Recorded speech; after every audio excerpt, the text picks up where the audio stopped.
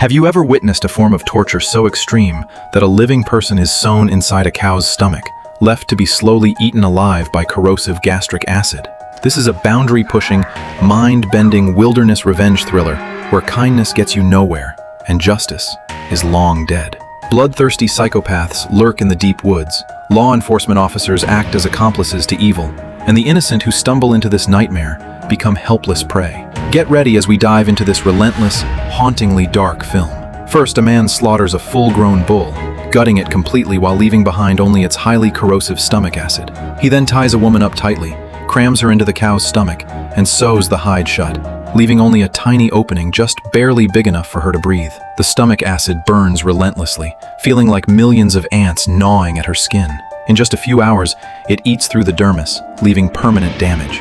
Within 10 to 12 hours, her muscles will completely dissolve, making her situation beyond saving.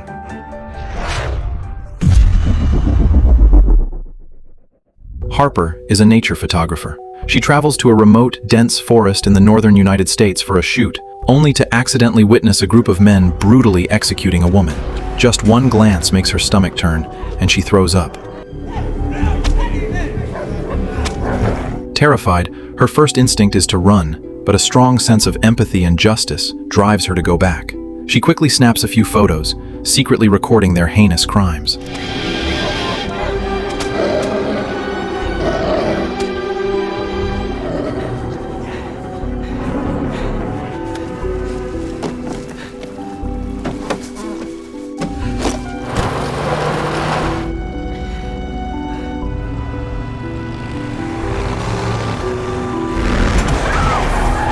Afterward, she rushes to the local police department to report it. Hearing her story, the sheriff looks incredulous and assures Harper he'll send deputies to investigate right away. Harper returns to her car and immediately calls her husband, who is still back in the woods, but all she gets is a cold, busy signal. Suddenly, a tow truck pulls up from behind and begins towing her car with her still inside. She frantically honks the horn and screams for help, but the desolate town is completely empty. The truck speeds along. Harper doesn't dare jump out. Watching the scenery fly past, her heart sinks into despair. She realizes, with horrifying clarity, that she is being dragged right back into that flesh-eating forest. The truck stops at a farm warehouse. The moment she sees those familiar faces, her last shred of hope vanishes.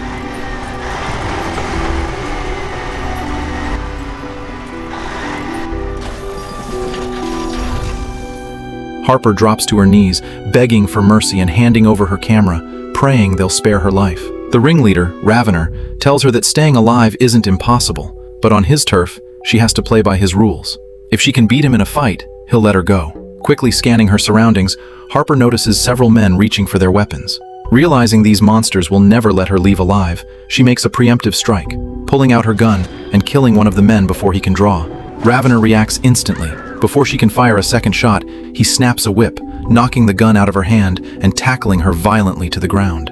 Instead of getting angry over his crew member's death, Ravener finds this bold, ruthless woman right up his alley. Unbothered by his buddy's corpse, he casually orders his men to throw the body to the pigs.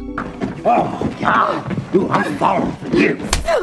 You're a psycho. Oh, I'm a psycho. Girl, you just killed yourself, somebody. Come here, darling. Come here. You are exactly the type of girl I have been looking for. You really are. You got spirit. Harper fights back fiercely, but she's no match for Ravener and is quickly knocked unconscious. As she loses consciousness, several men gather around her with vile smiles.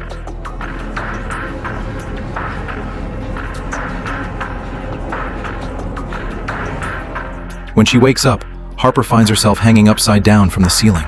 She doesn't cry or beg for mercy, knowing that in this hellhole, tears and vulnerability won't earn an ounce of pity. Survival is up to her alone.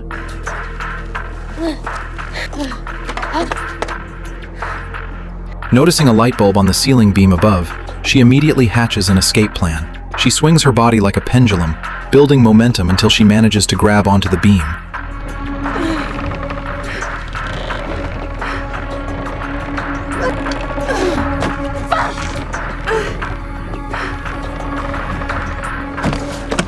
Unscrewing the light bulb, she smashes it against the floor and uses a sharp piece of shattered glass to slowly saw through the ropes on her hands.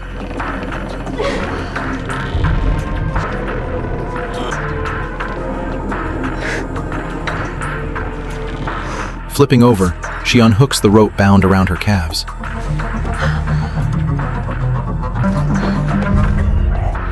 Just as she's about to make her break, a faint groan echoes from the adjacent room.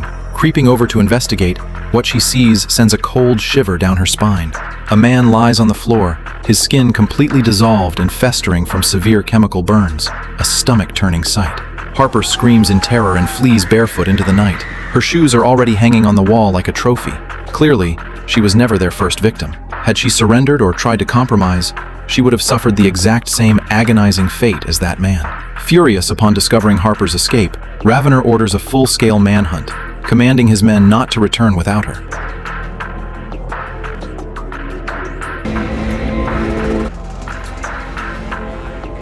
By now, Harper has slipped deep into the forest. In an abandoned wooden cabin, she finds a pair of fitting shoes and a bundle of hemp rope.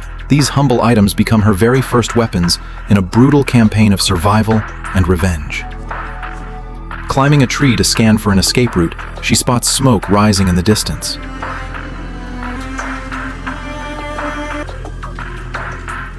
Low on supplies and backed into a corner, she decides to take a desperate gamble. Moving like a stalking predator under the cover of night, she silently creeps toward the cabin where the smoke originates. Inside, one of Ravener's henchmen is grumbling to himself, full of resentment toward his boss. Holding her breath, Harper sneaks in, steals his ammunition, ties the bullets to her rope, and gently lowers them into the fireplace.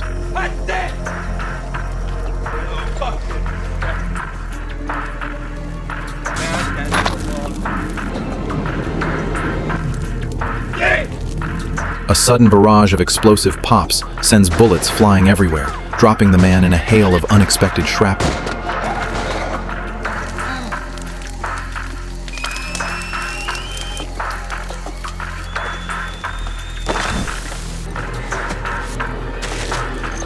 As Harper quickly cleans up to leave, the fallen henchman turns out to be alive, snarling that she'll never make it out of the forest. You ain't ever gonna get out of here. Having come this far, Harper shows no mercy. Slipping on a pair of gloves, she finishes him off for good. It's her first time taking a human life, but she feels no fear, only a stark realization that showing mercy to bloodthirsty monsters means being cruel to herself. The next day, Harper continues her desperate run through the woods when she trips over a bundle of tangled wire. Though rusty, the wire is thick and strong, giving her an idea.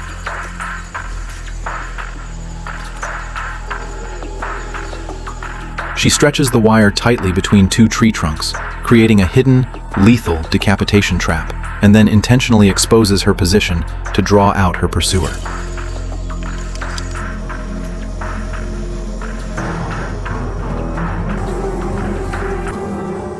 Soon enough, a thug on a motorcycle comes tearing through the brush on her trail. Harper dives to the side just in time as the high-speed motorcycle hits the wire, instantly decapitating the rider. She grabs his revolver and helmet and heads down to the riverbank.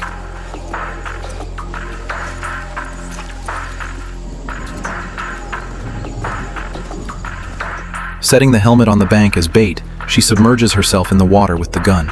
Moments later, another masked thug follows the trail to the river. Unsuspectingly, he picks up the helmet and notices a rope attached to the bottom. As he pulls on the rope, he has no idea he's ringing his own death knell.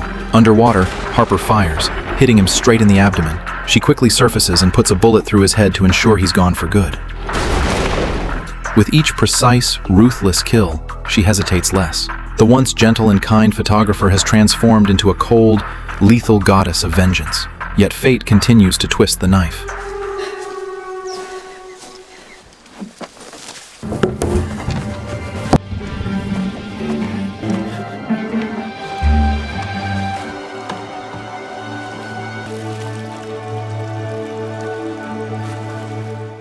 Exhausted and starving, Harper stumbles upon another small cabin where a seemingly warm, kindly old man lives. Believing she's finally found a savior, her hopes spark again. The old man warmly offers her food and water, boasting about how he used to rule these woods. During their chat, Harper glances at a photo on the wall, and her blood turns to ice. In the photo, Ravener is grinning wildly, and this gentle old man is Ravener's father. Forcing herself to stay calm, Harper plays along while frantically planning an escape. When the old man isn't looking, she tampers with his regular medication, lacing his syringe with a lethal substance. When his alarm rings, the old man suspects nothing and injects the dose into his vein. Within seconds, his body stiffens, leaving him paralyzed and gasping for air on the sofa.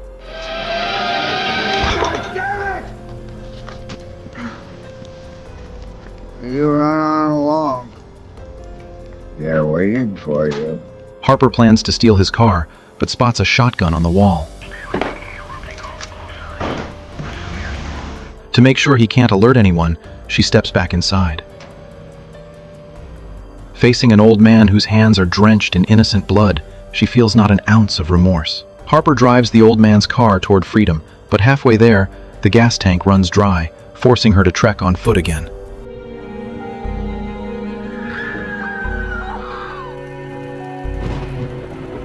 By the next morning, she finally breaks out of the nightmare forest. She bursts into a roadside convenience store, only to run straight into the sheriff. Harper immediately raises her gun, her nerves on edge. The sheriff acts shocked, adopting a warm demeanor as he claims he's been searching for her for 2 days and asks about her husband. Where you been? That boyfriend of yours has covered nearly every inch of this valley looking for you. Reassured by his calm tone, Harper lowers her guard and gets into his patrol car. Thinking she's finally safe, she pulls out her camera to show him the photos of the killers. But as she scrolls through, she spots the sheriff's face right in the corner of one of the photos. The police and the killers were in cahoots all along. Noticing that Harper has realized the truth, the sheriff immediately locks the doors. Trapped behind heavy bulletproof glass with no way to attack, Harper's heart drops into complete despair as she falls right back into the clutches of evil. Harper is bound to a post once again. Looking at her battered state, Ravener isn't angry. Instead, he finds her resilience entertaining. He boasts about a custom torture technique he invented, promising to make her experience true hell on Earth. In her desperation, Harper palms a dropped iron nail. To buy time and provoke him, she vividly details how she killed his father. Infuriated, Ravener demands a one-on-one fight. The second her ropes are cut, Harper strikes. However, Ravener is a hardened wilderness killer. He easily overpowers her. In the struggle, Harper manages to snatch the gun from Ravener's holster, pointing it directly at him. Ravener is forced to back off. A victorious smile flashed across Harper's face, but instead of pulling the trigger to finish him off, she taunted him. Right then, Ravener suddenly yanked a rope, sending Harper's long-missing husband plunging down from the rafters above. The moment she laid eyes on her husband, Harper's composure completely shattered, and she suffered a total emotional breakdown. As she instinctively rushes toward him, Ravener disarms her, pinning her foot to the floorboards with a heavy spike. Immobilized, she is forced to watch as Ravener throws her barely conscious husband into a pig pen, where a pack of ravenous wild boars tears him apart alive. Her husband's blood-curdling screams shatter whatever was left of Harper's soul, replacing her fear and despair with an all-consuming, apocalyptic fury. Afterward, Ravener brings in a massive black bull and shoots it dead. With practiced skill, he slits the belly open, scoops out the organs, and leaves behind only the stomach filled with strong gastric acid. The man forcibly crammed Harper into the cow's stomach, slowly sewing the hide shut with tight stitches, leaving only a tiny opening barely big enough for her to breathe. To Harper's ears, the sound of the needle piercing through the hide rang like the Grim Reaper's death knell. Darkness swallows her whole as the reek of decay fills her nostrils. Inside the stomach, the burning acid feels like hundreds of red-hot blades, devouring and searing her skin. The main movie ends here. The resolution is revealed through the testimonies of a surviving Harper and an investigating detective. Against all odds, a dying Harper breaks out of the cow stomach, kills Ravener, brutally injures the corrupt sheriff, and returns from the depths of hell. 90% of her body is left severely burned. Even seasoned detectives are horrified by her injuries, unable to fathom the agony she endured. There is no divine intervention in this movie, no miracle redemption. Only a bloody, brutal rebirth forged in desperation. Harper goes from a kind, trusting woman into a fierce predator after having her gentleness crushed and her boundaries shattered in a forest hellscape. Her descent into vengeance was never out of inherent cruelty, but a desperate, clear-eyed act of self-preservation. Harper's harrowing story serves as a stark reminder: never overestimate human nature, and never underestimate the depth of malice. In times of extreme crisis, when help is nowhere to be found, anyone can abandon or betray you. The only reliable force The only thing that can truly drag you out of the fire is your own refusal to surrender. Human nature is dark and treacherous. Only by becoming strong, fighting back, and refusing to back down can you survive the darkest pits of hell.